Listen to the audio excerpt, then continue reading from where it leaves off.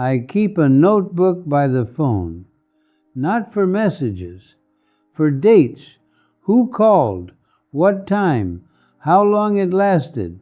I have been doing it since before some of you were born, probably, and I never once told any of my 5 children I was doing it. 92 years old. Arthur.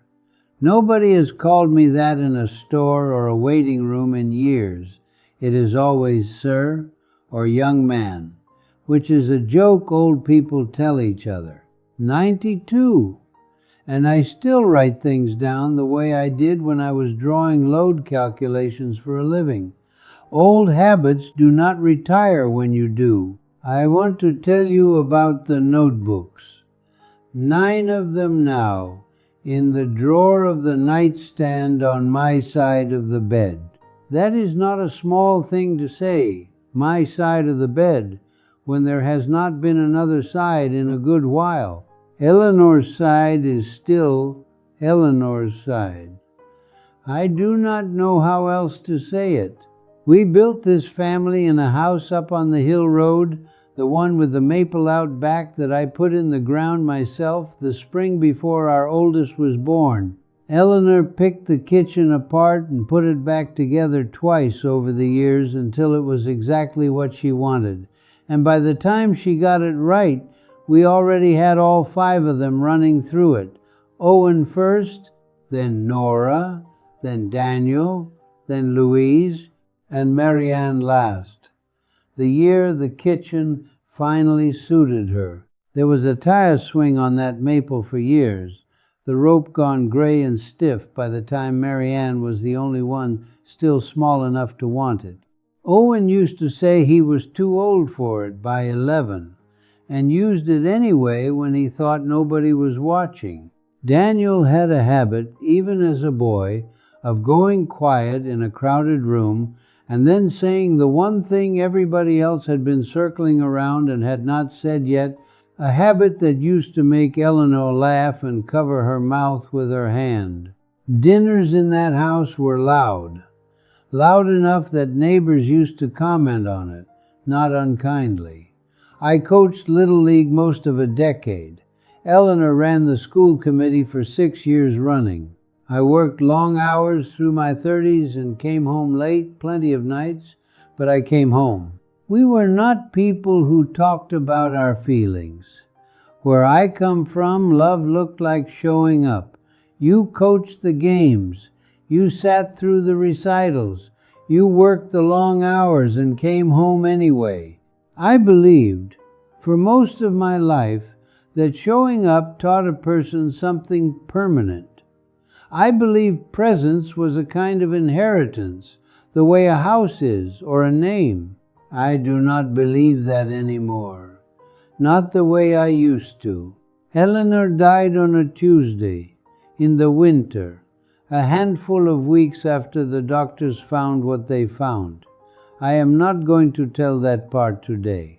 I mention her only because the 5 signs I am about to walk you through, every one of them started showing itself after she was gone.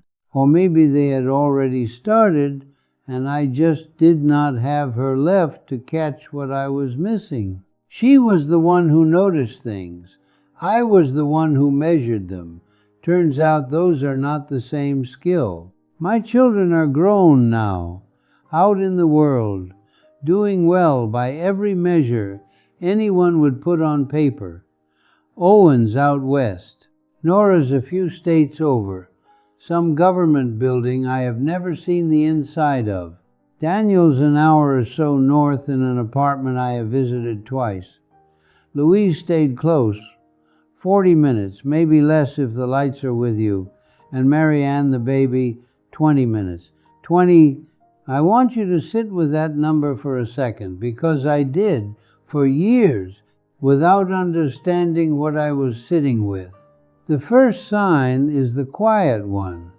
It comes first because it is the easiest to miss. The calls get shorter. And then, without you noticing exactly when, they stop coming first. In the year after Eleanor passed, All 5 of them called constantly. Owen on Sunday mornings like clockwork. Nora on her lunch break. I understood it as grief circling, checking that the last standing piece of the old house had not fallen down too. I did not love being watched like something that might topple, but I understood it. By the 2nd year it had thinned to once a week. By the 3rd, Owen was down to twice a month. And here is the part I did not catch. He had stopped calling first. When I rang him, he picked up most of the time. But the calls had quietly become something I initiated and he simply received. You do not notice a shift like that happening. You notice it in hindsight. The way you notice the light in a room has changed color while you were reading and did not look up. I remember the evening I finally understood it. A Thursday. I was sitting at the kitchen table, Eleanor's table, the one she found and loved and made me drive across 3 towns to pick up, eating a can of soup. I had heated on the stove because the microwave felt like too much company for one bowl. And it hit me, cold, that I could not remember the last time one of my children had called without me calling first. So I went and got the notepad by the phone. I still had the landline. I am an engineer. I write things down. I had been logging calls, who, when, how long, since a few years before, not for any reason I could have named at the time. Just habit. Just the part of me that cannot leave a number unrecorded. The last time Owen had called me without my reaching out first was a Sunday evening, 7:30, 18 minutes. He had said he was thinking of me because he had driven past a ball field that reminded him of the ones I used to coach. That call was 4 months before the Thursday with the soup. In those 4 months, I had called him 11 times. He had called me 0. I sat with that a long while. The strange part was not that he had not called. The strange part was that I had called 11 times without once noticing the traffic only moved in one direction. There is a way a parent's mind protects itself from that kind of arithmetic. You do not count, because if you count, you have to sit with what the number means, and no parent wants to sit with that. Here is what I have come to believe about that first sign. It is not cruelty. It is not even carelessness, not really. It is gravity. Adult children have their own weather systems pulling at them, jobs, mortgages, small children of their own. When a parent is easy, undemanding, does not ask for much, the calls drift the way water finds its own level, downhill, away. The trouble is, when you have spent 40 years being undemanding, you have also taught somebody something. You have taught them you do not need much, and they believe you. Why would not they? You told them so, every day, for 40 years, just by never once saying otherwise. By the following year, I had developed a habit I am not proud of. I would wait, count the days between my last call and theirs. 5 days, 8, 11. Not spite, I told myself it was curiosity, but it was closer to an experiment. If I go quiet, does the phone ring? 3 weeks passed once. I was waiting on Daniel. He did not call. I called him a weekday afternoon. He picked up on the second ring. Sounded fine, easy. Said he had been meaning to call. Work had been a lot. That is all right, I told him. And I meant it. That is the part that still turns over in me sometimes, that I meant it every time, right up until the last time I did not. I opened the notepad and wrote the date and the number 22 days. Nothing else, just the number. The second sign showed up about a year after that, and it landed different than the first. You find out about the things you missed after they are already over. My granddaughter, Nora's girl, had a school recital in the spring. I found out about it in June, when Nora called just to say it had gone well. She described the whole thing to me in detail. The costume, the nerves beforehand, how the girl had done beautifully once she got out there. She told me everything about it, the way you would describe a movie you had seen to somebody who could not make it. I had not been invited. Not on purpose. Nobody sat down and decided to leave me off a list. I simply had not crossed Nora's mind while she was planning it. Not as somebody to call ahead of time. Not as somebody to consider at all. Somewhere along the way I had become somebody you reported to after the fact, not somebody you thought to bring along. I told an old colleague about it once, over lunch, years later. He nodded and said, "Kids get busy, Arthur." And I nodded back and said he was probably right, but it was not the recital that stayed with me. It was what the recital told me about where I had been placed in the order of things. That evening I went up to the bedroom. Eleanor's reading lamp is still on her nightstand. Her book from the year she died is still open to the page she left it on. I have never had the heart to close it or finish it, so it just sits there, a woman's private thought frozen mid-sentence. I sat on the edge of the mattress a long while. I did not cry. I thought instead about Louise's birthday, years and years back, when she was a girl, how I had driven through a snowstorm to a toy store 2 towns over because the doll she wanted had sold out everywhere closer. How I had stood in that line half an hour and gotten home late, the party half over, and how her face had done something when she opened that box that I have never been able to describe to anyone since. I wondered, sitting there, whether Louise even remembered that afternoon. Then I wondered if it mattered whether she did. The third sign is the one nobody says out loud, because it does not sound like anything when you say it plainly. Your questions start getting corridor answers. How are you, Daniel? Good, Dad. Busy. How's work, Nora?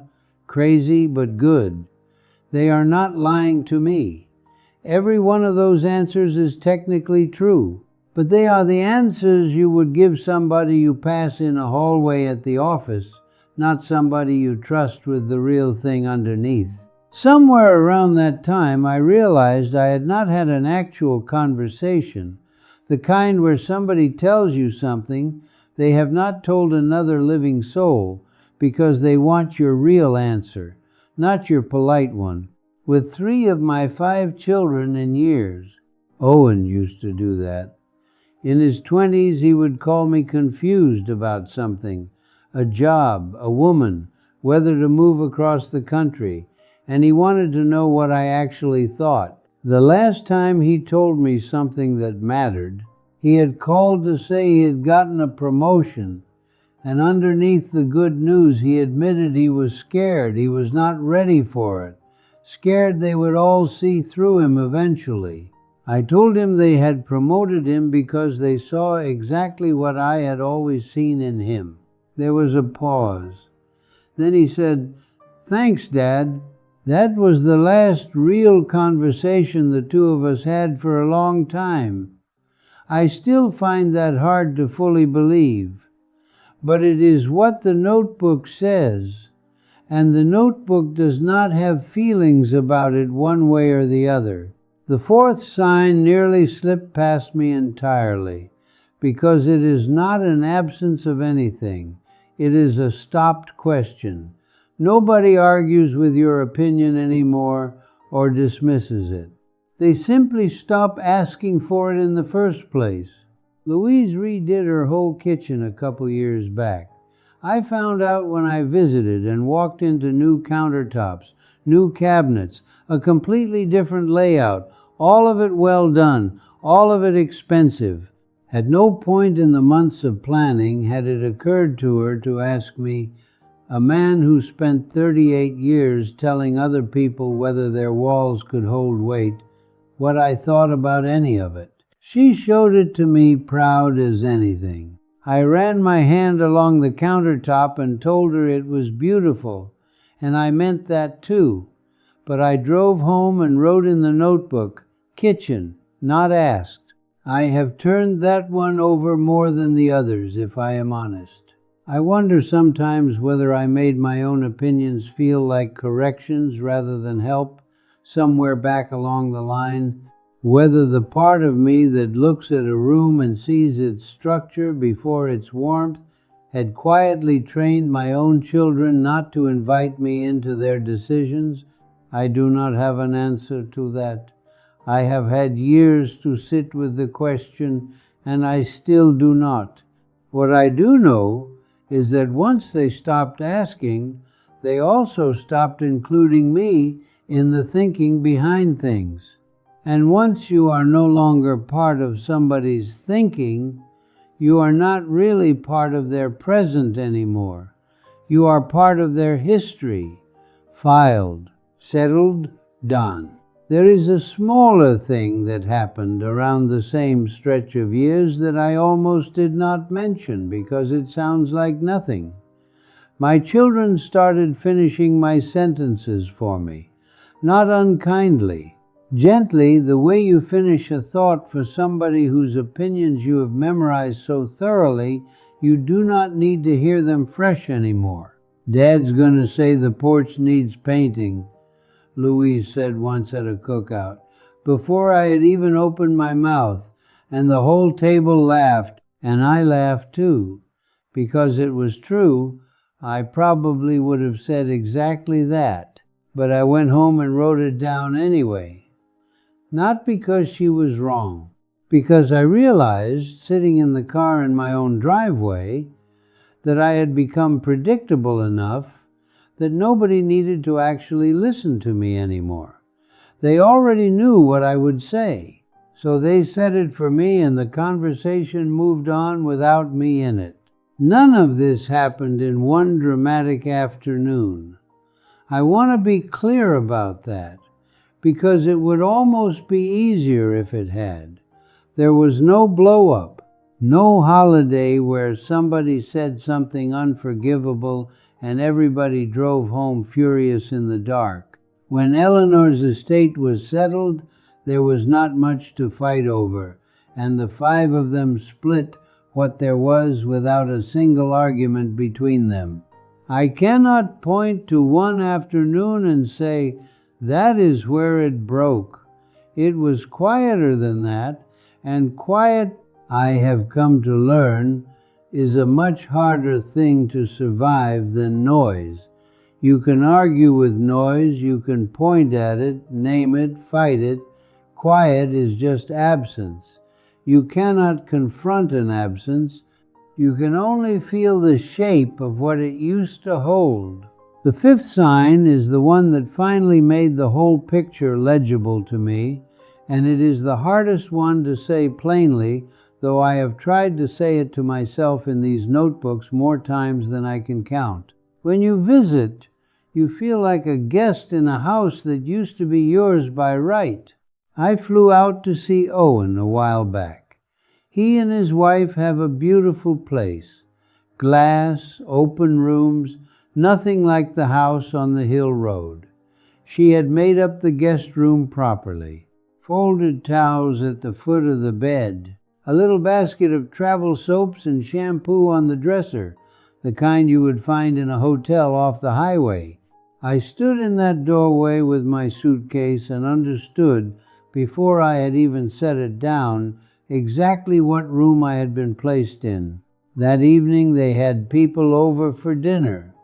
8 or 9 of them. Good food, good wine, plenty of laughing. When it came time to sit, Owen's wife had already set the table, and the chair at the head, the seat that had been mine at every dinner table I had ever sat at in my own life, had somebody else in it already, a neighbor, cheerful, unaware. Nobody had done it to slight me. That is the thing I keep circling back to. Nobody decided anything. She had simply set the table the way she always sets it, because in that house, at that table, that was never my seat to begin with. It only felt like a wound, because I had walked in expecting a house that no longer existed. I sat at the far end and smiled when people laughed and answered when somebody turned to me, and the whole evening I had the distinct, quiet thought that I was the guest of honor at a party nobody had actually thrown for me. Owen said good night around 10, warm as ever, his hand on my shoulder for a second on his way past.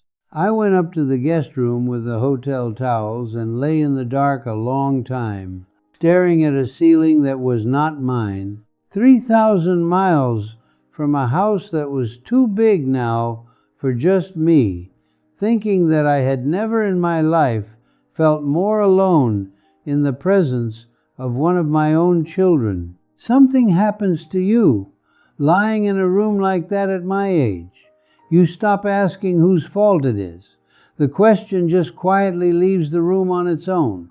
What replaces it is harder and more useful. You start asking what exactly you had been looking at all those years that you had not understood you were seeing. I had caught every one of the 5 signs, one at a time over a decade or more. I had written them down, dates, minutes, absences, without ever once understanding what I was actually recording. I was recording the sound of doors closing, not slamming, no scene, no raised voice. 5 doors, each one easing shut, so gently you would barely hear the latch catch if you were not listening for it.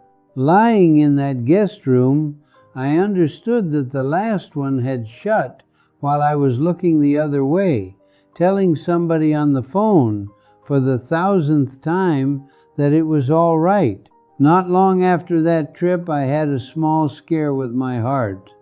Nothing catastrophic. They caught it early. I was home again inside a week. But there is a particular thing that happens when you are in your 90s, and a doctor uses a word like cardiac in a sentence about you. The calls come, all at once, all of them. Owen called before 7 his time, the morning after. Nora called twice in one day. Daniel left a voicemail I must have listened to 4 separate times, not for what he said, but for how his voice, like he was 12 years old calling from a friend's house, just to be sure I was still there. Louise drove over and sat with me most of a day, held my hand while I slept some of it off. Marianne came the next morning with soup from a place I have gone to for 30 years, and she sat in the chair by the window and did not fill the quiet with much of anything, because she never has, and I think she gets that from me.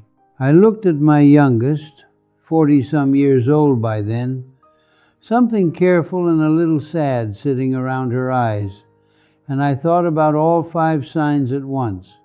The calls, the recital I only heard about after it was over, the corridor answers, the kitchen nobody asked me about, the guest room with the hotel towels, and the chair that was not mine anymore.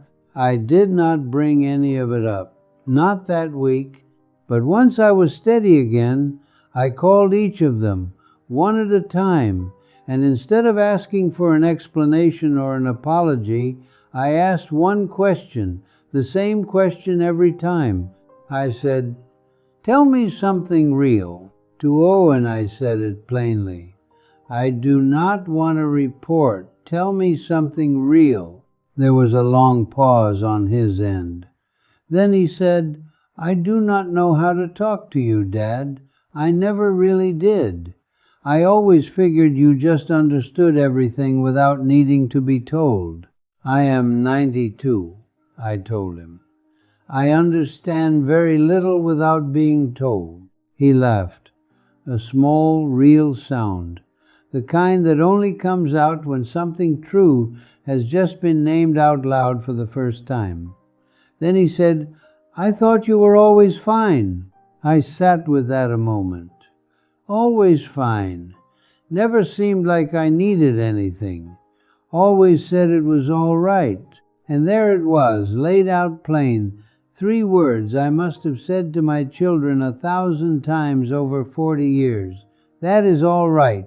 To the short calls, to the missed recital, to the corridor answers, to the kitchen I was not asked about, to the hotel towels and the chair with somebody else already in it, and every 20-minute birthday call from a daughter who lived 20 minutes away. I had trained 5 children without a single conscious decision to do it.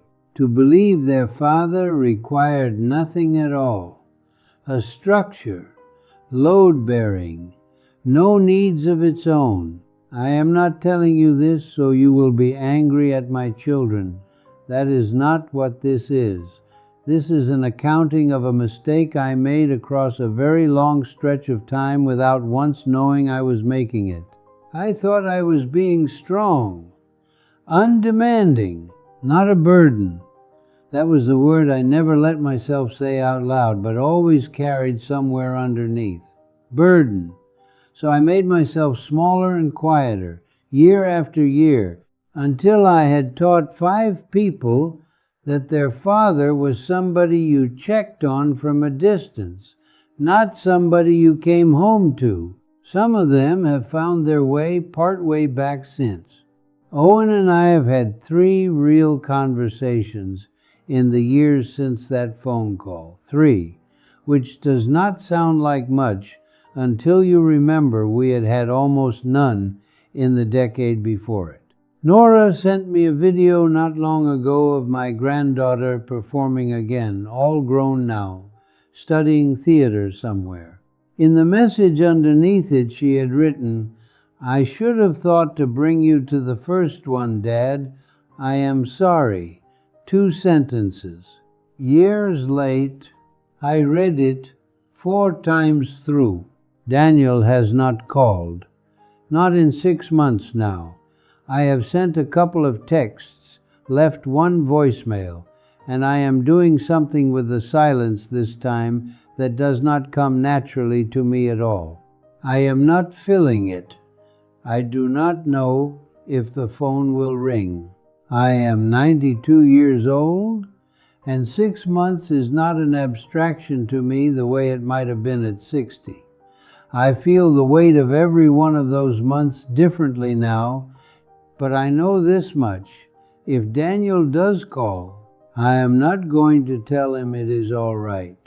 I am going to tell him I have been waiting.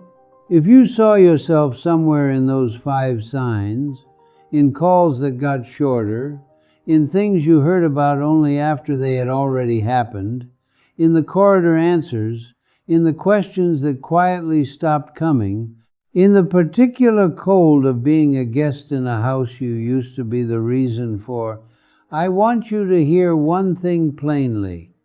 The signs were there. You were not wrong to feel them, and you were not imagining a single one.